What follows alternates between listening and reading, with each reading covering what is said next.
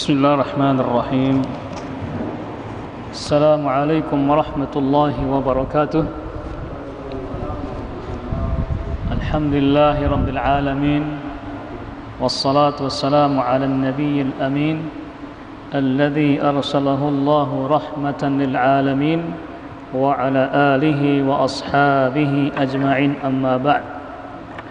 Ikhwani a'izza'i jamaah Masjid Jannatul Firdaus di Forum Beti Jannati, Masya Allah, ini namanya sangat-sangat luar biasa sekali.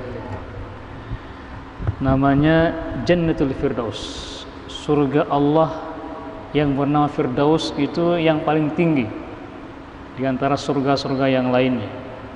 Makanya kalau kita diminta oleh Allah Subhanahu wa taala untuk minta surga yang paling tinggi, yaitu Al-Firdaus Al-A'la, Firdaus yang paling tinggi. Jadi kalau kita minta kepada Allah, jangan rendah-rendah, pengemper-emper mohon, jangan. Ya, karena ada banyak yang berdoa seperti itu. Ya, penting mau suka pengemper-emper, mau tidak. Kata Nabi, Is'alul Firdaus Al-A'la, mintalah surga yang paling tinggi kepada Allah Subhanahu wa taala. Jangan sampai kita hanya punya angan-angan yang tinggi. Kalau angan-angan yang tinggi kan berarti tidak ada, hanya khayalan saja. Tapi mintalah surga yang paling tinggi di sisi Allah Subhanahu wa taala.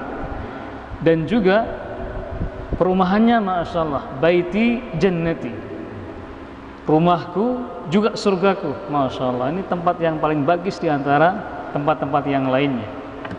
Jadi baiti itu artinya rumahku, jannati surgaku. Semoga kita semua yang ada di sini mendapatkan surganya Allah Subhanahu wa taala sesuai dengan nama masjid kita dan juga nama tempat kita ini. Amin ya rabbal alamin. Kemudian kita bersyukur kepada Allah Subhanahu wa taala atas limpah nikmat yang Allah berikan kepada kita. Selawat dan salamnya semoga senantiasa tercurahkan kepada Nabi kita Muhammad sallallahu alaihi wasallam beserta keluarganya, sahabat-sahabatnya, serta orang-orang yang senantiasa menjalankan tuntunannya.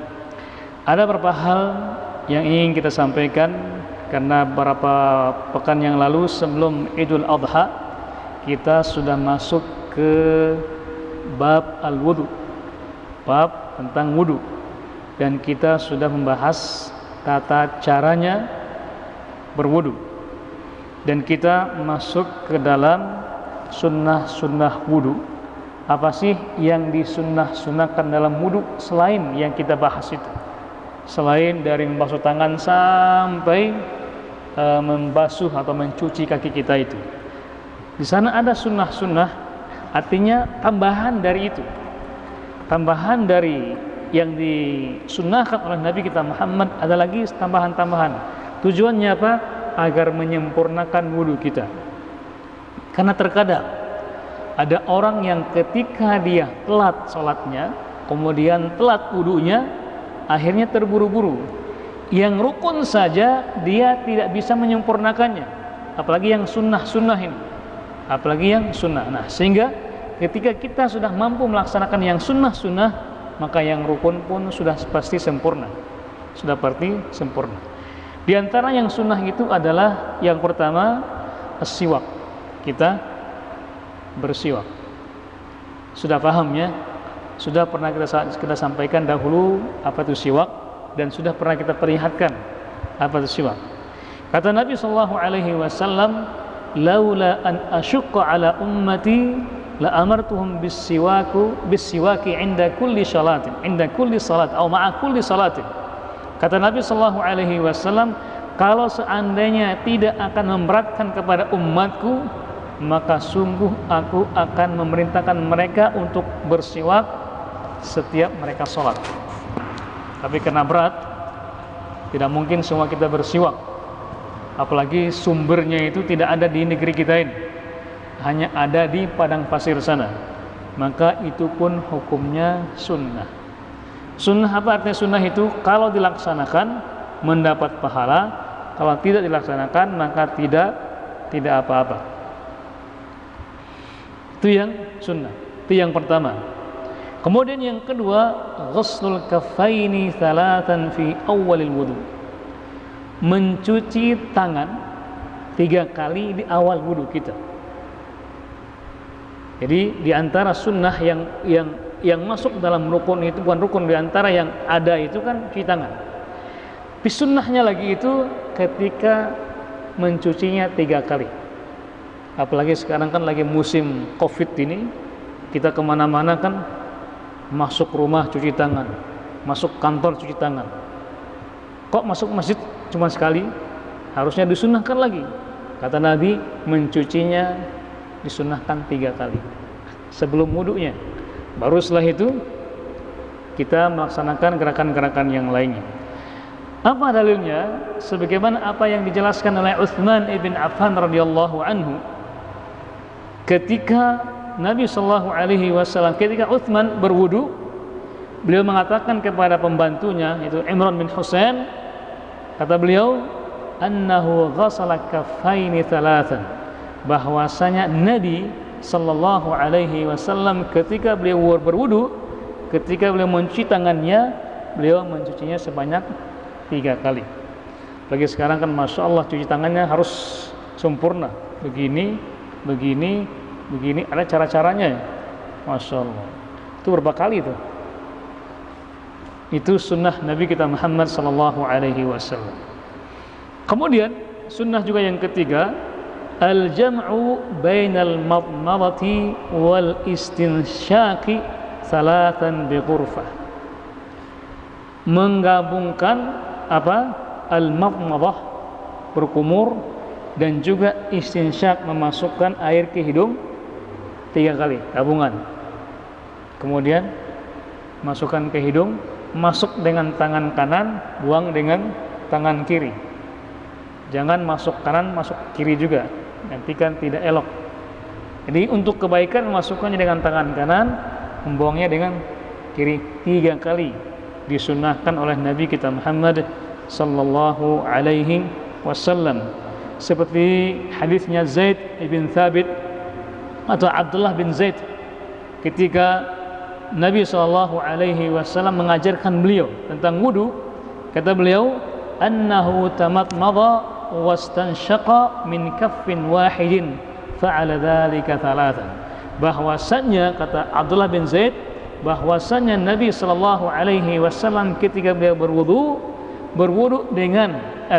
ketika beliau memasukkan air ke dalam mulut kumur, kemudian ke hidungnya, apa semua hidung, Arabnya kan istinsyaq, lamin ba kumur kan kumir, kalau masuk ke hidung wadek merek. Jadi cukup dengan 1 tangan katanya. Jadi air ini yang banyak kita masukkan ke mulut, sisanya ke hidung, baru kita buang dengan tangan kiri. Cukup dengan 1 tangan ini, kemudian kita laksanakan dengan 3 kali masuk, baru kita buang. Dan itu juga kata para ahli medis. Saya tanya ahli tulang, ahli bedah, dan juga ahli penyakit dalam, bahwasanya istinsyaq itu bisa mencegah penyakit kanker dan juga mencegah serangan jantung. Kenapa? Karena langsung ke otak. Bayangkan yang kita buang itu langsung, yang kita masuk langsung kita buang. Dan yang berikutnya juga sebagai pencegahan dari penyakit COVID ini. Ya, bukankah COVID itu kan bersarang di hidung dan di tenggorokan kan? Nah, ini juga bagian dari wasilah atau ikhtiar kita untuk mencegah penyakit itu. Jadi kita masukkan ke mulut, masuk ke hidung sampai pening, baru dibuang. Itu insya Allah orang akan jauh dari batuk, pilek, corona dan lain sebagainya. Itu kata para ahli medis. Bahkan itu bagi yang suka flu misalnya, coba sering-sering ini. Yang sering flu itu, ketika semakin sakit, semakin masukkan lagi, kata Nabi, wabaligh fil istinsyaqi malam takun shaiman. Gak apa kamu itu berlebih-lebihan sampai masuk ke otak ini, buang lagi. Itu juga mencegah dari penyakit-penyakit yang kronis seperti kanker, kemudian jantungan, dan juga flu, pilek dan lain sebagainya itu. Ini sunnah Nabi kita Muhammad sallallahu alaihi wasallam. Selain menyehatkan dan juga kita mendapatkan pahala. Kenapa? Karena kita melaksanakan sunnah Nabi kita Muhammad sallallahu alaihi wasallam. Kemudian yang keempat, kita tadi sudah singgung tadi, yaitu bermubalaghah. Silakan berlebih-lebihan dalam kita menggunakan istinsyak ini. Yang kelima, tentunya juga merupakan sunnah Nabi, yaitu mendahulukan yang kanan dari yang kiri. Jadi semuanya, baik itu cuci tangan, cuci kaki, kemudian yang lainnya, kita disunahkan mendahulukan yang kanan. Sebagaimana sabda Nabi, perkataan Aisyah radhiyallahu anha ketika ditanya oleh sahabat yang lainnya, beliau mengatakan, kana Rasulullah yuhibbu at-tayammuna fi tana'ulihi wa tarajjulihi wa tahurihi wa fi sya'nihi kullihi.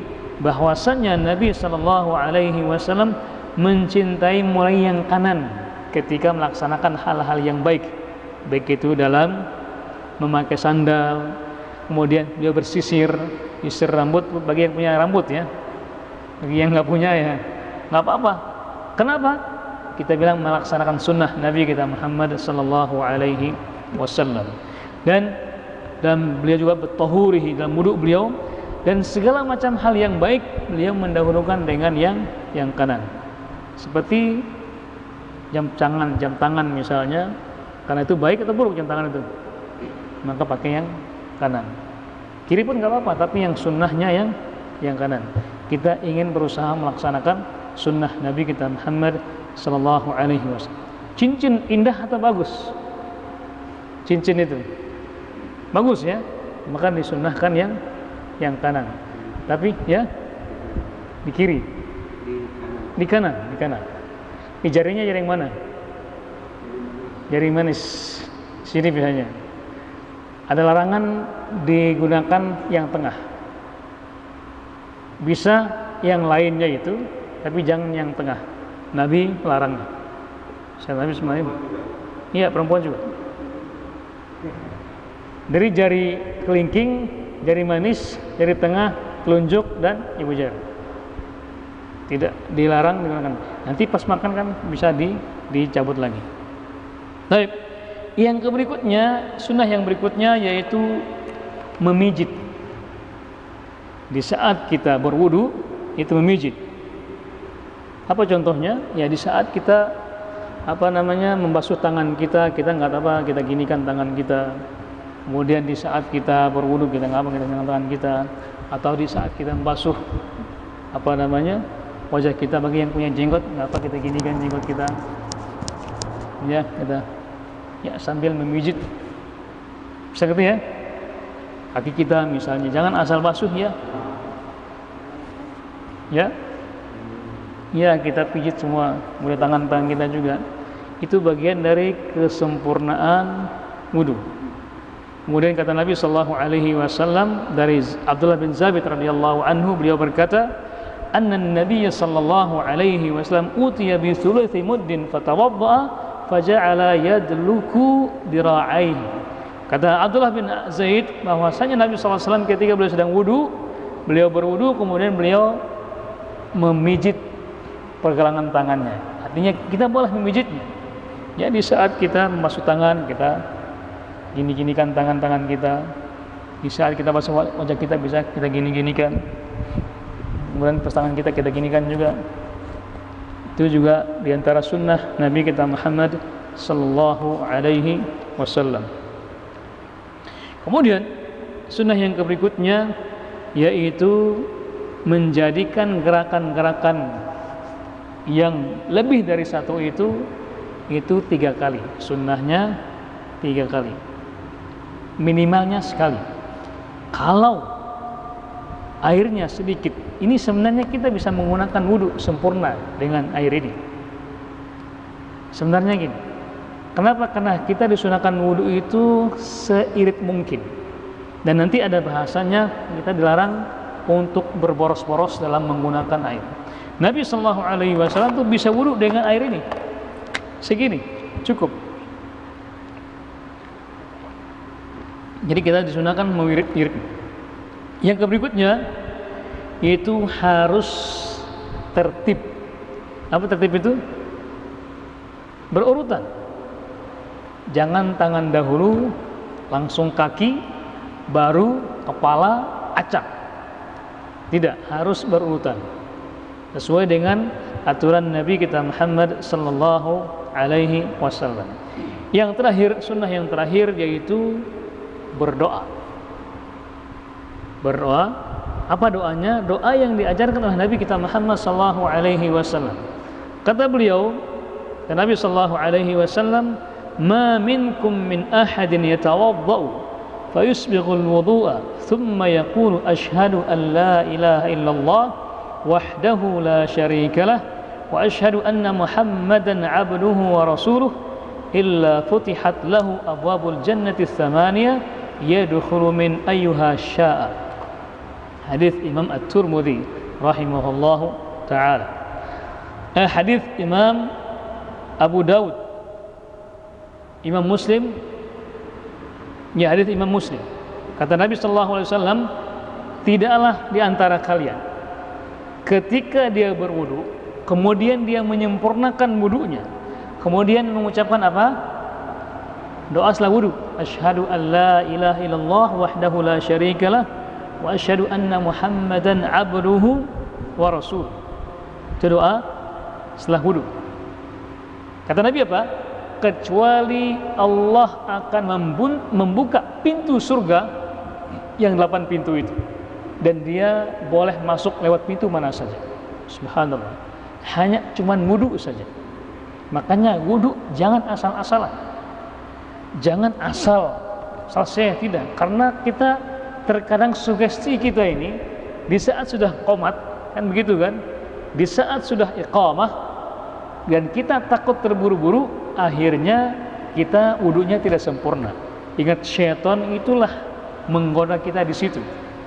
Menggoda kita, ayo cepat-cepat wudunya. Akhirnya kita wudunya tidak sempurna. Ingat, kalau ada orang yang wudunya tidak sempurna, maka sholat tidak sempurna. Syaitan masuk di situ. Kalau wudunya tidak sempurna, maka otomatis apa? Sholatnya juga tidak sempurna. Itu diantara godaan syaitan. Makanya sempurnakanlah wudu kita pelan-pelan. Jangan pelan-pelan, walaupun sudah qomat, nggak apa-apa. Telat resiko, karena kita yang telat. Basuh pelan-pelan, ambil napas, kemudian kita berdoa, asyhadu an la ilaha illallah wahdahu la syarikalah wa asyhadu anna Muhammadan 'abduhu wa rasuluh. Maka Allah akan membuka pintu surga yang 8 itu, dan dia boleh masuk dari pintu mana saja. Itu riwayatnya Imam Muslim. Ditambahkan oleh Al-Imam At-Tirmidzi dalam riwayatnya, dalam kitab beliau apa? Kemudian dan menambahkan, Allahumma ja'alni minat tawabin waj'alni minal mutatahhirin. Itu tambahan dari Al-Imam, riwayat Imam At-Tirmidzi. Boleh juga. Jadi kita mengatakan boleh kita menggabungkan dua-duanya. Asyhadu an la ilaha illallah wahdahu la syarikalah wa asyhadu anna Muhammadan 'abduhu wa rasuluh. Maj'alni minat tawabin waj'alni minal mutatahhirin. Apa artinya? Ya Allah, jadikan aku di antara orang-orang yang bertobat dan juga di antara orang-orang yang bersuci. Itu boleh kita menggabungkan dua doa tadi. Oleh karena itu, kita sudah membahas tentang sunnah-sunnah wudu ini, dan juga ada beberapa hal yang harus kita ingin tambahkan lagi. Ternyata ada doa lain dari doa wudu ini. Dalam hadisnya Nabi sallallahu alaihi wasallam bersabda, "Man tawaddaa thumma faqala subhanaka Allahumma wa bihamdika asyhadu an la ilaha illa anta astaghfiruka wa atubu ilaik kutiba fi riqqin thumma tubi'a bi tabi'in fala yuksaru ila yaumil qiyamah." Kata Nabi sallallahu alaihi wasallam, barang siapa yang wudu kemudian dia berdoa subhanaka Allahumma wa bihamdika asyhadu an la ilaha illa anta astaghfiruka wa atubu ilaik. Ini kayak doa kafaratul majlis. Subhanakallah bihamdika asyhadu an la ilaha illa anta wa astaghfiruka wa atubu ilaik. Dia baca doa ini setelah wudu, apa kata Nabi SAW? Maka dia ditulis di dalam lembaran, kemudian dicetak, dan dia termasuk di antara orang-orang yang masuk surganya Allah Subhanahu wa taala. Dicap, stempel maksudnya, di antara penghuni surga. Siapa tidak mau kalau kita punya surat resmi tanpa stempelnya diakui? Tidak, harus ada stempelnya. Nah, ketika stempelnya di Allah, maka tidak akan bisa membantahnya. Nah, ini sampai kapan? Sampai nanti hari kiamat, dan tidak ada yang bisa merobeknya atau merusaknya. Kenapa? Karena sudah sah distempel oleh Allah Subhanahu wa taala.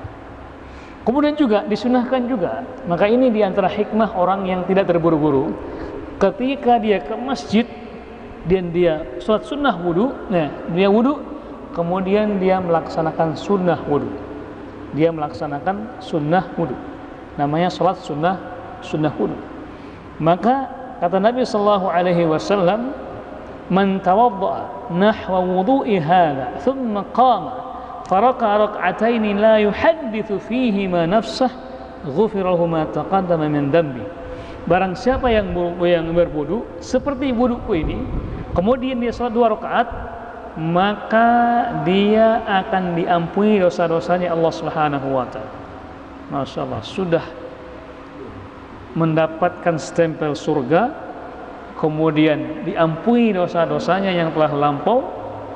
Kemudian juga dalam hadis yang lainnya dari Abu Hurairah radhiyallahu anhu, bahwasanya Nabi sallallahu alaihi wasallam bersabda, berkata kepada Bilal, entah Bilal ya, Bilal bin Rabah, sahabat Nabi sallallahu alaihi wasallam yang pertama kali masuk Islam dari kalangan budak hamba sahaya. Ketika beliau baru masuk Islam, orang-orang kafir Quraisy menyiksa beliau dengan siksaan yang begitu dahsyat sekali. Kamu tahu padang pasir, batunya itu kalau diletakkan daging jadi sate ini, bahkan gosong dengan saking panasnya. Nah, Bilal bin Rabah diletakkan di situ, di atas batu padang pasir yang terik itu. Kebayang nggak panasnya? Mereka menyiksa Bilal agar kembali kepada agama nenek moyangnya, kepada agama musyrik. Apa kata Bilal? Ahad. Allah Maha Esa. Mereka bisa menyentuh fisik Bilal, tapi tidak bisa menyentuh hatinya. Kenapa? Karena beriman kepada Allah Subhanahu wa taala. Jadi itulah hakikat Islam itu, tauhid. Kita kuatkan tauhid ini. Karena walaupun orang lain, orang kafir bisa menyentuh fisik kita, tapi hati ini tidak akan pernah bisa menyentuhnya, karena Allah lah yang menjaganya. Kenapa Allah menjaga? Karena kita beriman kepada Allah Subhanahu wa taala.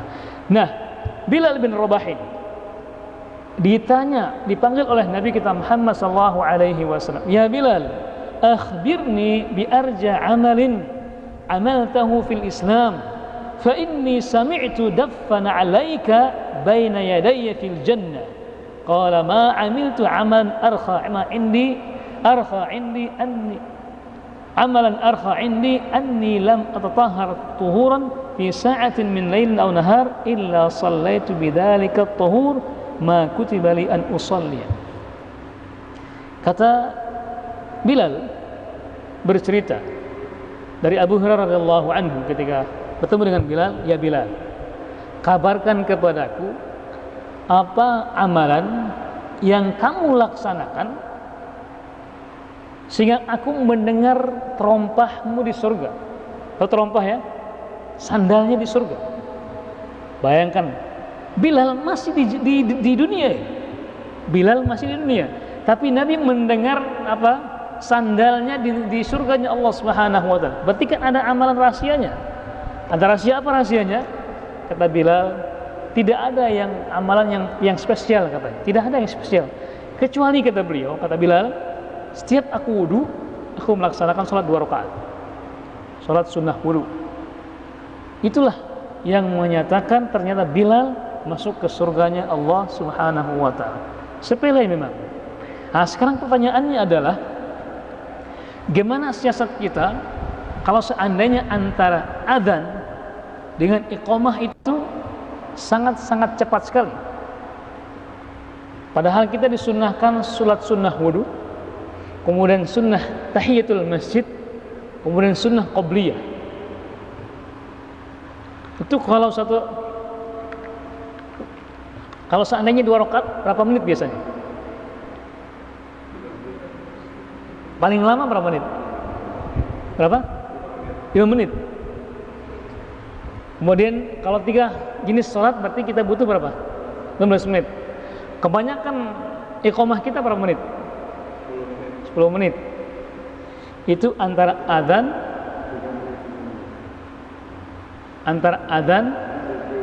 dan iqamah 10 menit. Di atas 10 menit ya. 8 menit ya. Ini sering kita jumpai beberapa masjid itu seperti itu. Ya. Menghindari masbuk. Jadi ibarat kita punya angkot, ya, ibaratnya kita punya angkot dari Sumbawa ke Alas misalnya. Kita ajak orang, ayo alas. Kita ngajak, kita pergi duluan. Kita ngajak orang ke angkot kita yang ngajak duluan. Kita yang adzan hayya 'alas shalah, hayya 'alal falah. Tapi kita yang yang berangkat duluan. Tapi handili sudah 8 menit ya. Sudah agak lama. Di sana di kota itu 5 menit tidak dikasih. Di mana? Enggak ada menitnya. Ditambah lagi adzannya lama. Jadi sudah jedahnya antara adzan dan iqamah itu 7 menit misalnya. Tambah lagi adzannya lama. Sudah paling lama.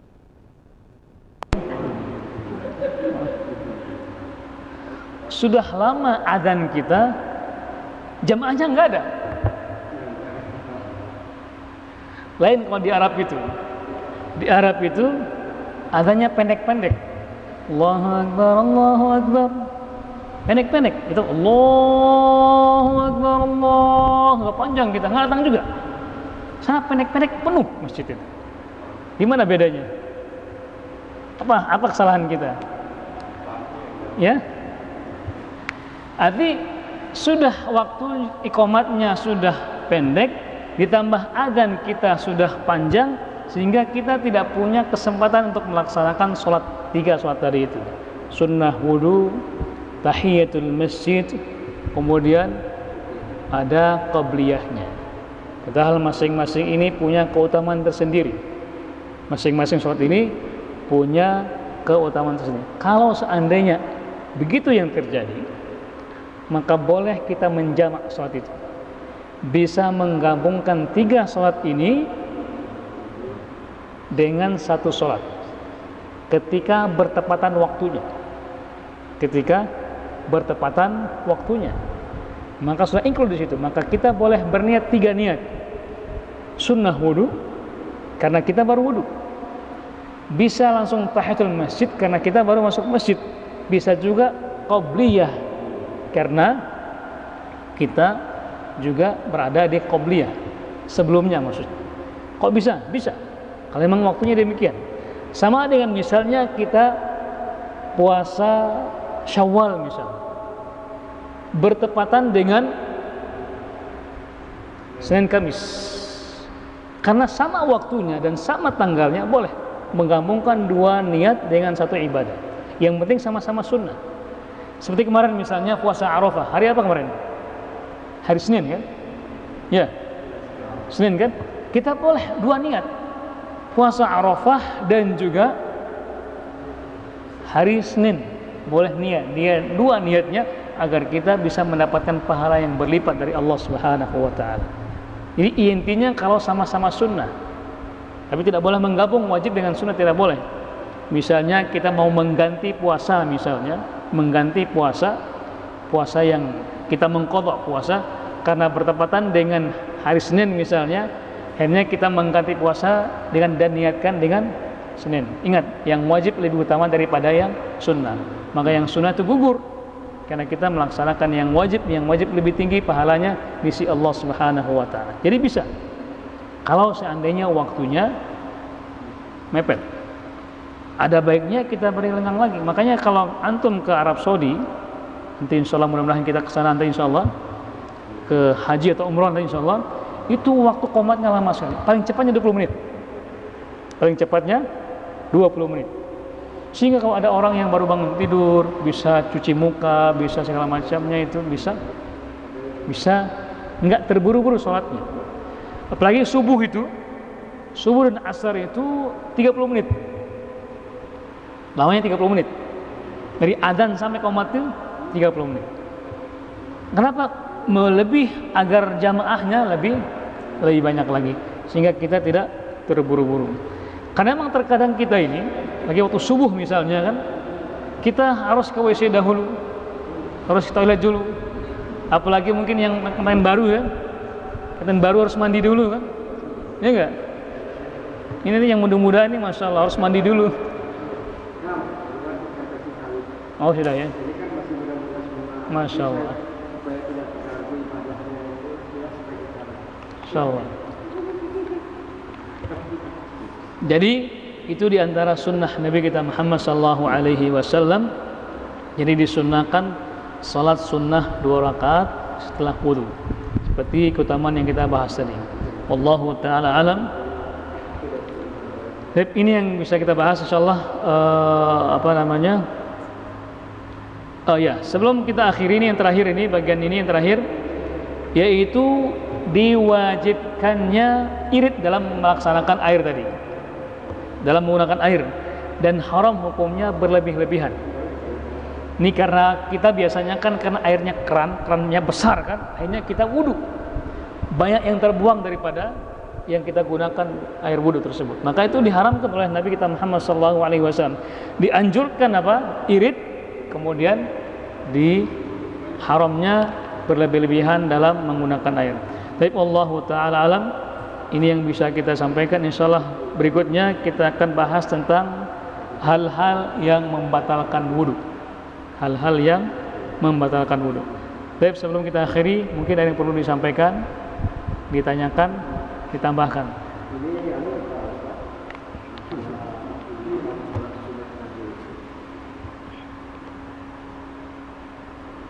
Ketika kita masuk ke dalam masjid kan seharusnya tadi kan kalau sholat subuh di awal, maka di situ kita harus tahiyatul masjid.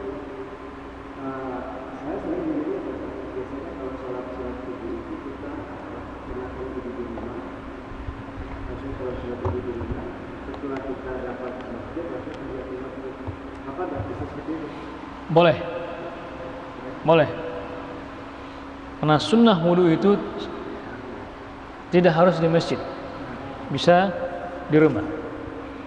Bahkan qobliyahnya pun atau ba'diyahnya pun, karena setelah ketika kita masuk ke dalam masjid ada 2 pikiran kita di situ, mana yang saya dulu, sedangkan ini seperti itu saya masuk ke masjid alasan saya tidak boleh bilang sebelum mengajak ke masjid kan?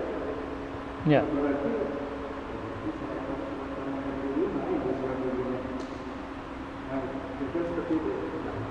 Ya, jadi hukum asal sunnah itu di rumah sebenarnya. Hukum asal sholat sunnah itu di rumah. Yang wajib hukum asalnya di masjid. Nah, ketika kita ingin melaksanakan sholat sunnah, di antaranya sunnah wudu boleh di rumah.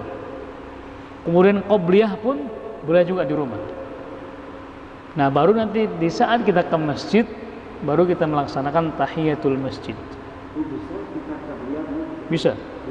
Ya. Kemudian juga ba'diyah juga bisa di rumah. Bisa di rumah. Kita wajibnya di rumah, kemudian di rumah kita melaksanakan sunnah.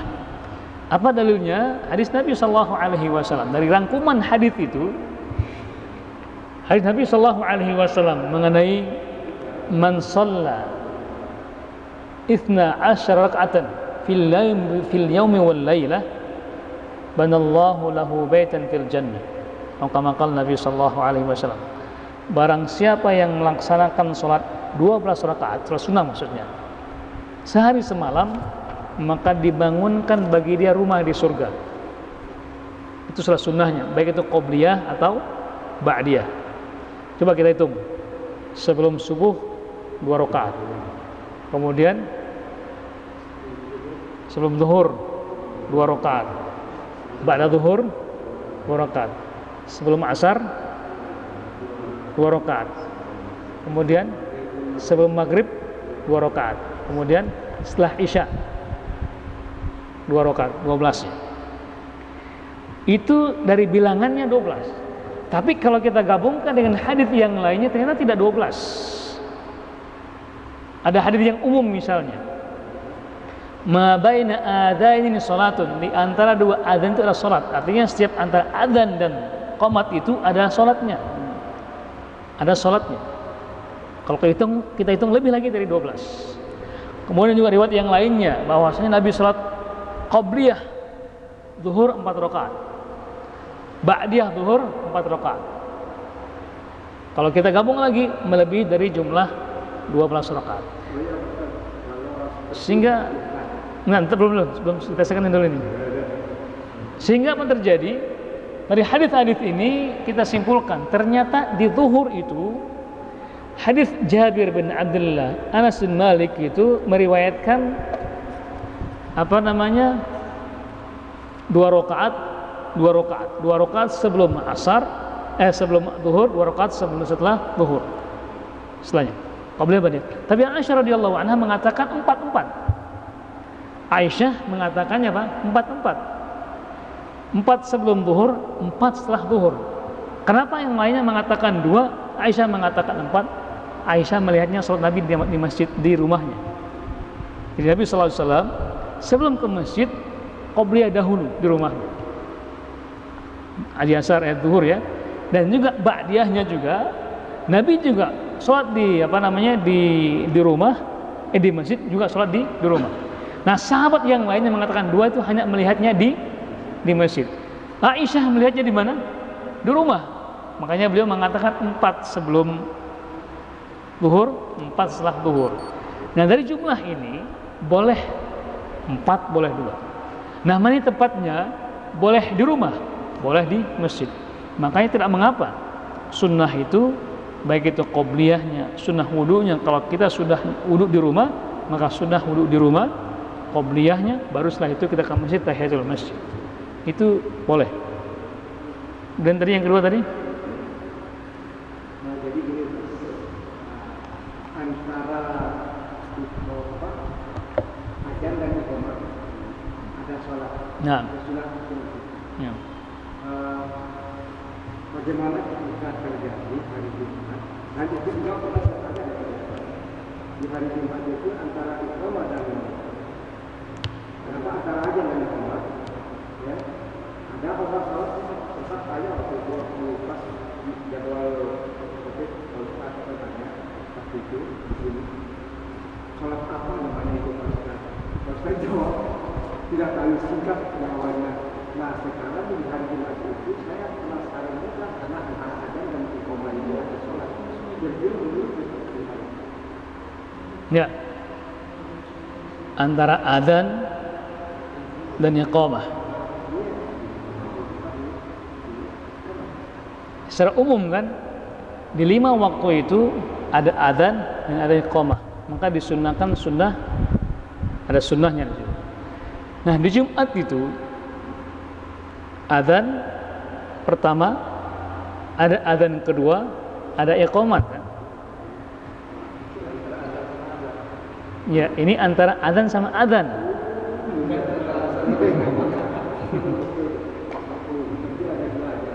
Ya, makanya bukan adzan iqamah, ini adzan yang adzan.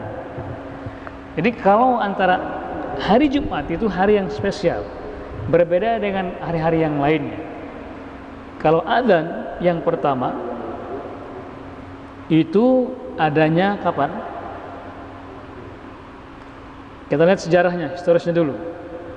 Jadi historisnya di zaman Nabi SAW itu hanya 1 adzan saja, 1 adzan. kemudian